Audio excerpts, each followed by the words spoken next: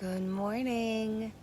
I wanted to come on live today to share something that I hope will be real helpful to you. I was lying this Shabbos on my floor, practically in tears, and there were definitely, if I'm not lying, like definitely tears crying. And it was actually one of the most powerful, great Shabboses that I've had. And it's why I know that Shabbos is the key to unlocking and manifesting all these things that we want for ourselves in the new year. And why we can look at Rosh Hashanah like this amazing gift, this Shabbos of Shabboses, to change our lives. So, give you some background. We were having my husband's birthday. We were out late Thursday night. We went out Friday, both with dear, dear, dear friends, and having a good time. But I was definitely more tired. I was definitely feeling, you know, like everything was taking a lot out with school, dealing with, are the kids getting serology, to all the stuff that all of us here in Israel have been dealing with. And I'm sure in America you guys have whatever challenges with back to school and Corona are happening there. But here it's been really challenging. And I have my third my third inoculation today, and that was weighing on my head. And all week I'm giving and I'm giving and I'm giving this week. And I'm going to pick up the school books, and then they move the date for Corona, and then they get everyone tested and don't get everyone tested. And I'm running around like a chicken with my head cut off. Say emotional goodbye to my parents. All these things are happening. Getting clothes for the kids for school, for Chag, and working and all the things.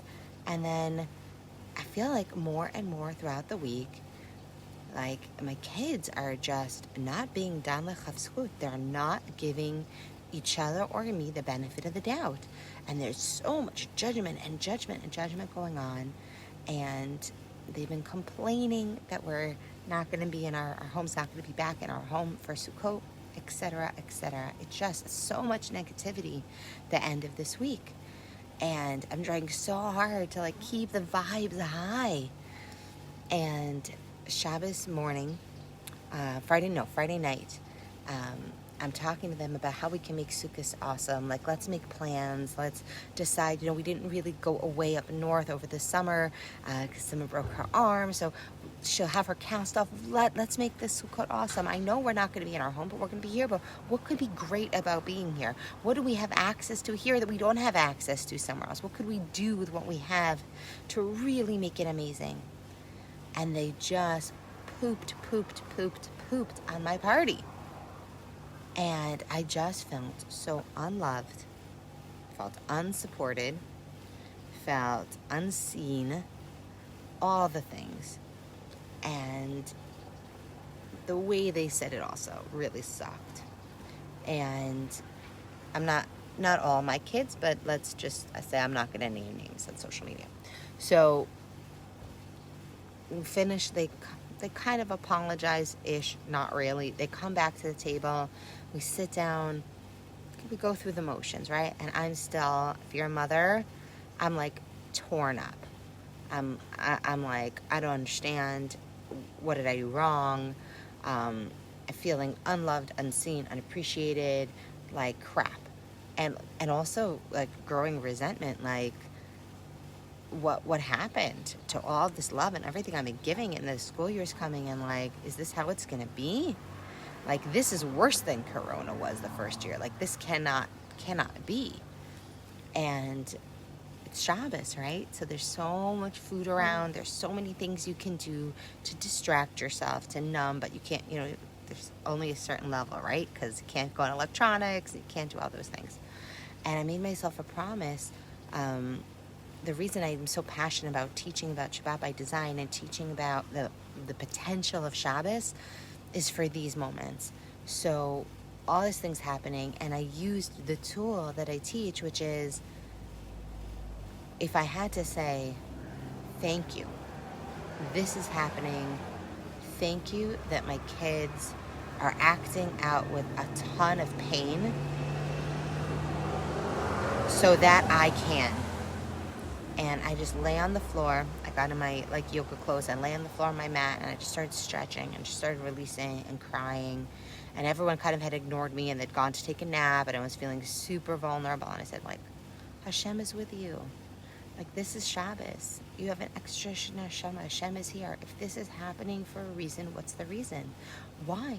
Why is this happening for you?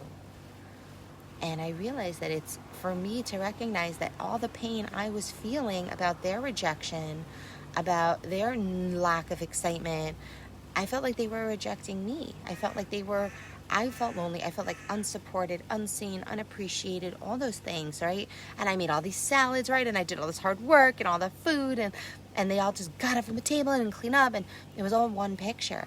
And I realized it was them saying, we're not okay. Because when they're okay, they don't treat me like that. They're not okay. And so when they got up from their naps, they went out with friends, and I said to them, or the person specifically, I said, I want you to know let me know when you can give me 15 minutes. We need to have a talk.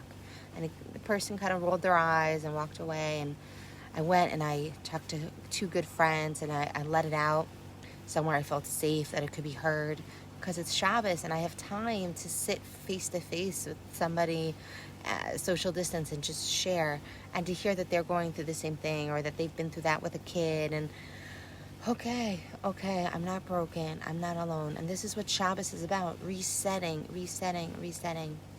And then I was okay. I didn't need to emotionally eat. I lived in my ideal weight mindset of vulnerability is hard and scary and painful, but it's always there for a reason.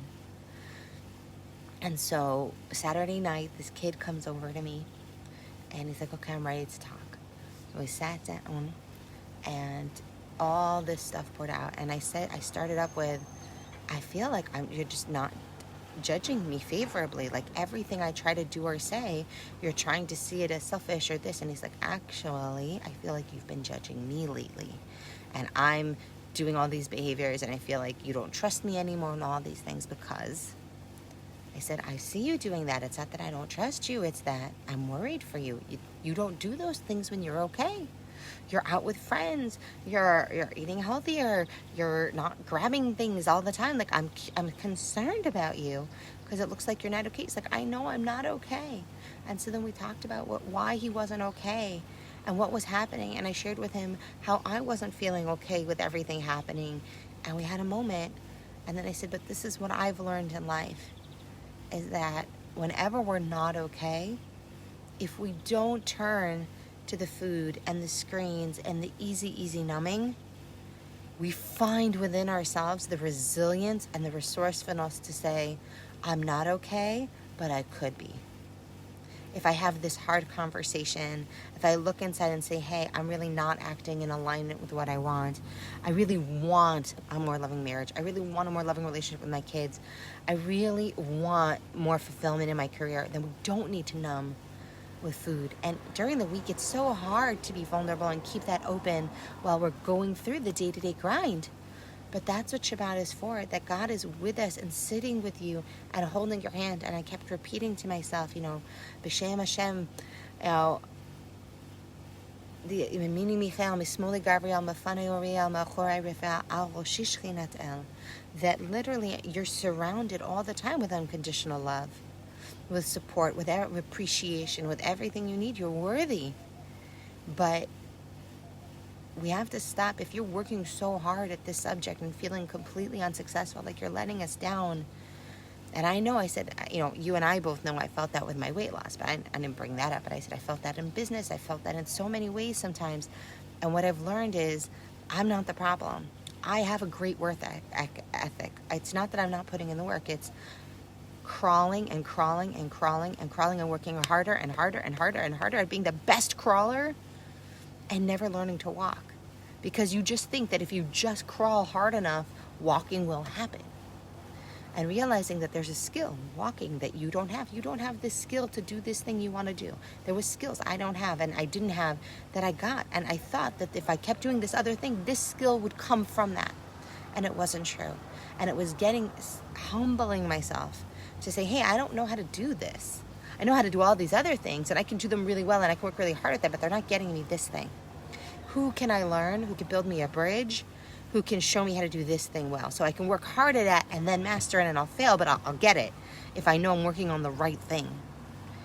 And we had this moment, and this moment of closeness and connection that was really an exact proportion to the level of aloneness and unappreciation and unseen and all the really hard things I'd felt over Shabbos. And so I know right now, I have no idea what's happening with back to school. Like, I'm going through the motions, but I got no idea. I really don't know what's going to happen over the holidays. I'm going to start going through the motions, but I have no idea.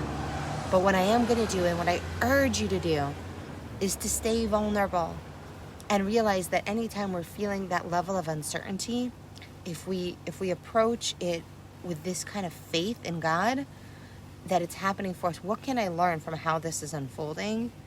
What do I want to get out of this? We're going to be able to feel joy and fulfillment and connection and love this year in exact proportion to the fear and uncertainty you're feeling now. Have an incredible day.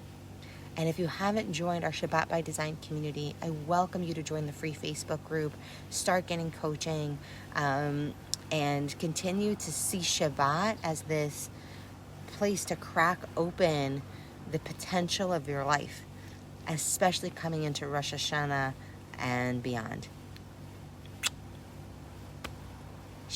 Have an amazing week. Shavua Tov.